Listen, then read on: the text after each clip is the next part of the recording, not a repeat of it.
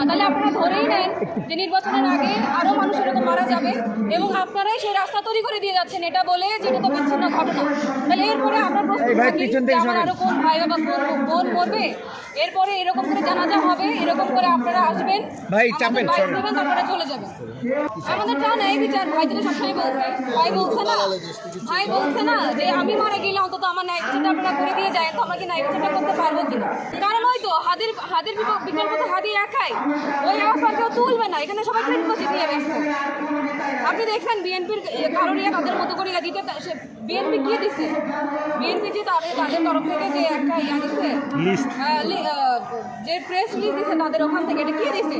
জুলকারনাইন স্যারের post copy করে বসাই দিচ্ছে, তাই না? এখানে তো কেউ তো আসতেছে না, কেউ কি এখনো মতো হইতে পারতেছে বিচার আদায় করার জন্য?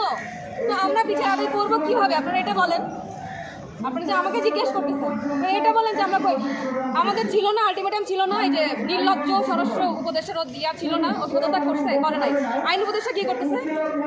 ও বসে বসে সমস্ত খুনিদেরকে ওখানে বসে বসে জামিন দিতেছে। তাহলে আমরা এখানে বসে বিচার করবো কীভাবে? আমাদের পরবর্তী কর্মসূচি দেখেন, আমি আছি ইউনাইটেড পিপলস বাংলাদেশের সাথে। আমাদের কি হবে, এটা ইনকিলাব মঞ্চ যেটা বলবে আমরা তাদের সাথে সংহতি প্রকাশ করে আমরা তাদের সাথে একসাথে কর্মসূচি বাস্তবায়ন করব। ইনকিলাব মঞ্চের বর্তমান সদস্য সচিব জাবের, সে বলছে যে আমাদের দাবি আদায় না হওয়া পর্যন্ত, বিচারিক কার্যক্রম আমরা আদায় না করে দেওয়া পর্যন্ত আমরা রাজপথ ছাড়বো না। এখন সেটা দেখা যাক, এটা তো সবার উপরে, এটা এমন না যে আমরা গুটি কয়েক। এবং আপনারা দেখবেন আজকের পরে মানুষজন চলে যাবে, বাসায় চলে যাবে, এই ইনকিলাব মঞ্চ একাই থাকবে, তারা একাই কথা বলবে। আমাদের পাশে আমরা আর কাউকেই পাবো না, আমাদের পাশে আর কেউ আসবেও না, কেউ দাঁড়াবেও না।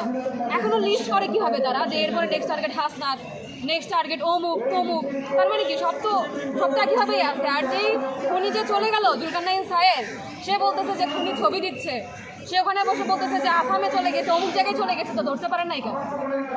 মানে সে কি বোরাকে করে চলে গেছে, যেভাবে রসুল মিজানে গেছিল ওরকম করে গেছে, যেন ধরতে পারে নাই?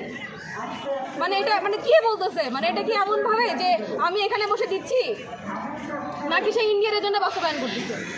যে বা যারা খুন করছে তারা তো প্রো ইন্ডিয়ান, তারা তো আওয়ামী লীগের, কিন্তু আপনি এখানে এই যে যশোরের বিএনপি বলতেছে সাদিক কায়েম নাকি এটার সাথে জড়িত।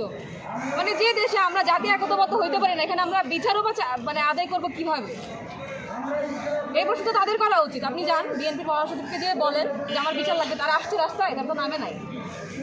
জামাতের কাছে যান, তারা কই, আমির কই, নামছে রাস্তায়, নামে নাই। কারা আছে ইনকিলাব মঞ্চের? ওরা আছে।